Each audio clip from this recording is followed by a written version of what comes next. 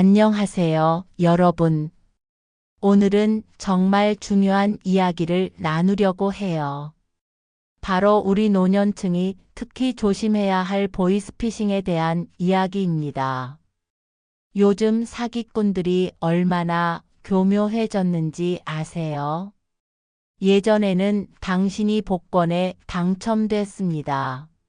라는 뻔한 거짓말로 속이려 했지만 이제는 마치 진짜 공무원이나 은행 직원처럼 행세하며 우리를 속이려 합니다. 특히 우리 같은 노년층은 새로운 기술에 익숙하지 않고 또 예의 바르게 대화하려는 마음 때문에 더 쉽게 당하게 됩니다. 하지만 걱정하지 마세요. 오늘 제가 들려드릴 이야기를 잘 들으시면 앞으로는 절대 속지 않으실 겁니다. 저도 올해 실제로 보이스피싱을 당할 뻔한 경험이 있어서 이런 이야기를 나누게 되었습니다. 먼저 가장 흔하고 위험한 첫 번째 유형을 말씀드리겠습니다. 바로 우리 자녀를 사칭하는 사기입니다. 제 친구 이야기를 들려드릴게요. 어느 날 오후 제 친구에게 급하게 전화가 걸려왔어요. 엄마, 나야. 급한 일이 생겼어. 친구가 교통사고를 냈는데 내가 보증을 서줘야 해. 지금 당장 500만 원이 필요해. 엄마, 내 목소리 못 알아들어? 감기 걸려서 목이 쉬었어. 친구는 깜짝 놀랐습니다. 아들 목소리가 평소와 다르긴 했지만 감기 때문이라고 하니 그럴 수도 있겠다 싶었죠. 더구나 엄마밖에 믿을 사람이 없어라고 하니 마음이 약해졌습니다. 그래도 혹시나 싶어 그래 알겠다. 그런데 잠깐만, 내가 어릴 때 기르던 강아지 이름이 뭐였지? 라고 물어봤습니다. 그러자 상대방은 당황하며 엄마, 지금 그런 게 중요해? 빨리 도와줘야 한다고 하면서 화를 냈습니다.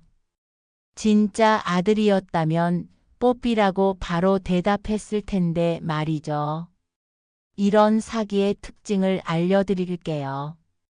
첫째, 항상 급하다고 재촉합니다. 둘째, 목소리가 이상한 이유를 핑계로 댑니다. 셋째, 절대 직접 만나자고 하지 않습니다. 절대 잊지 마세요. 자녀가 정말 급한 돈이 필요하다면 반드시 직접 만나거나 평소 아는 전화번호로 다시 확인해 보세요. 그리고 가족만 아는 비밀 질문을 미리 정해 두시는 것도 좋습니다. 두 번째로 조심해야 할 것은 은행이나 금융기관을 사칭하는 사기입니다. 제가 직접 경험한 일을 말씀드리겠습니다. 작년 가을 제게 국민은행에서 전화가 왔습니다. 고객님, 국민은행 보안팀 김영철 과장입니다. 고객님 계좌에서 의심스러운 거래 내역이 발견되어 연락드렸습니다. 해커들이 고객님 계좌 정보를 훔친 것 같습니다. 지금 즉시 조치를 취하지 않으면 예금이 모두 사라질 수 있습니다. 정말 놀랐습니다. 그런데 다행히 며칠 전에 손자가 할머니 은행에서 먼저 전화해서 개인정보를 물어보는 일은 절대 없어요 라고 알려줬던 게 생각났습니다. 그래서 그렇다면 제가 직접 은행에 가서 확인해 보겠습니다 라고 했더니 상대방이 갑자기 안 됩니다. 지금 나가시면 더 위험합니다.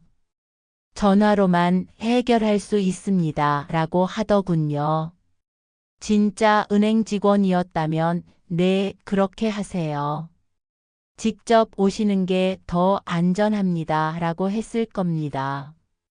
이런 사기꾼들의 수법을 알려드릴게요. 첫째, 계좌가 해킹당했다며 불안감을 조성합니다. 둘째, 즉시 조치해야 한다며 재촉합니다. 셋째, 보안을 위해 전화로만 처리해야 한다고 거짓말합니다. 기억하세요.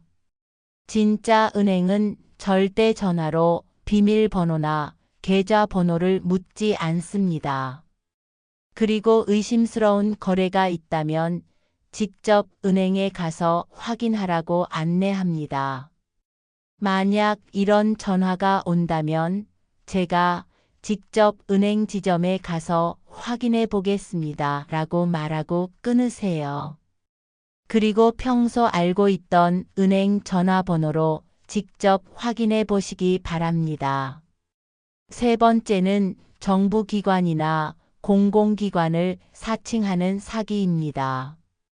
동네 할머니 한 분이 당하신 일을 말씀드릴게요.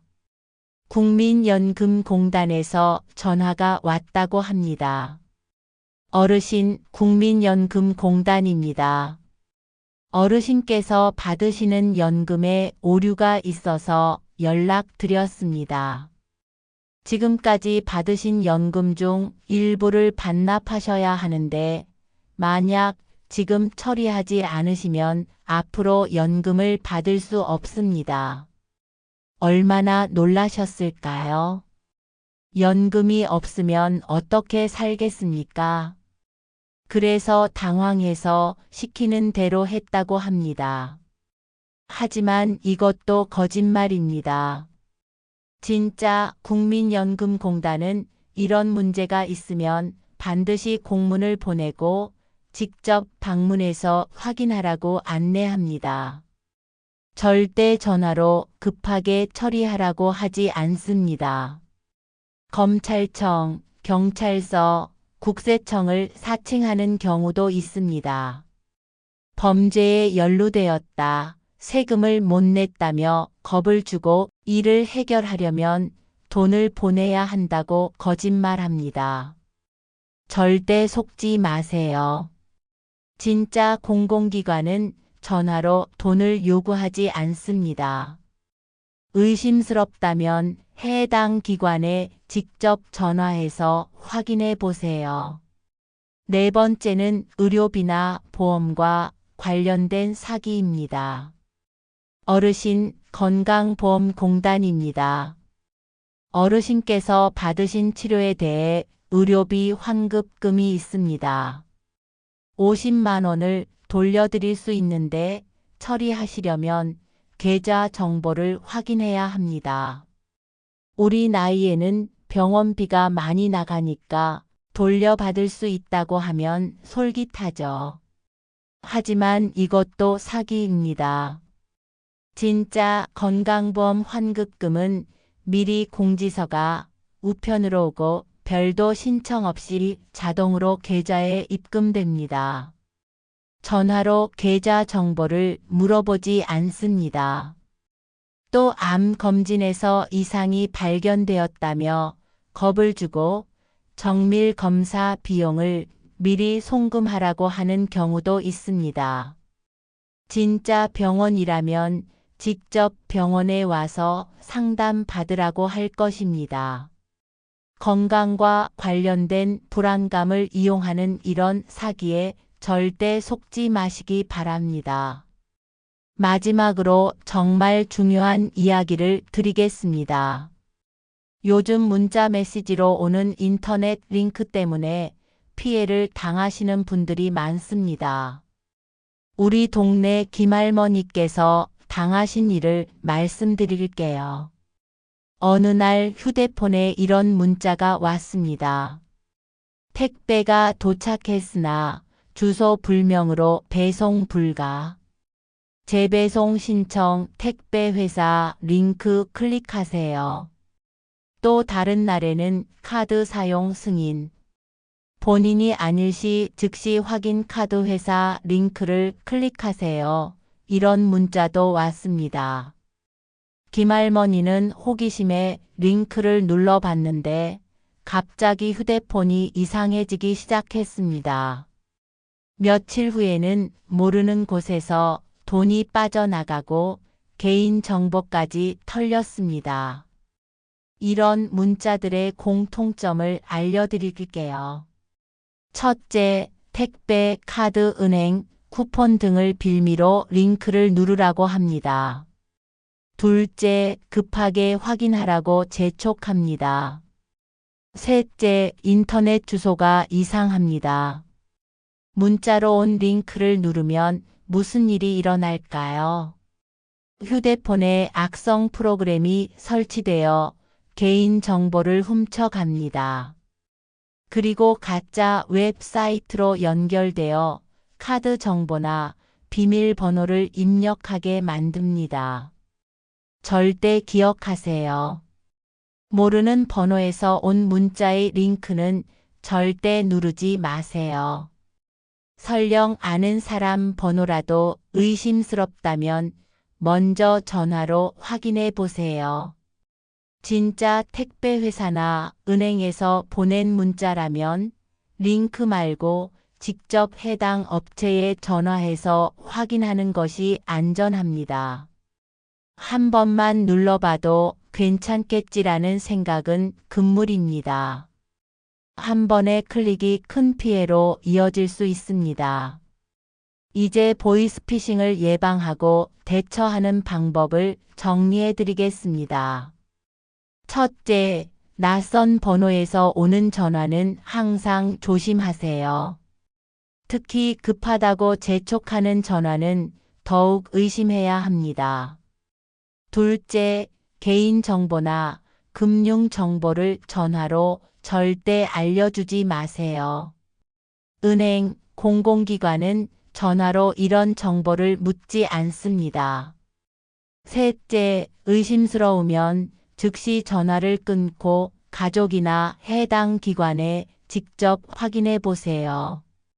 넷째, 절대 혼자 결정하지 마세요. 가족이나 주변 사람과 상의하세요. 다섯째, 이미 피해를 당했다면 즉시 110이나 182 금융감독원에 신고하세요. 여러분, 오늘 말씀드린 내용 잊지 마세요. 사기꾼들은 우리의 가족에 대한 사랑, 건강에 대한 걱정, 경제적 어려움을 악용합니다. 하지만 이제 우리는 그들의 수법을 알았으니 절대 속지 않을 수 있습니다. 기억하세요. 급하다고 재촉하는 전화는 일단 의심하고 혼자 결정하지 말고 가족과 상의하세요. 그리고 의심스러우면 주저하지 말고 전화를 끊으세요. 우리가 조금만 주의하면 충분히 막을 수 있습니다. 오늘 이야기가 여러분께 도움이 되기를 바라며 모두 건강하고 안전한 노년 생활 하시기 바랍니다. 감사합니다.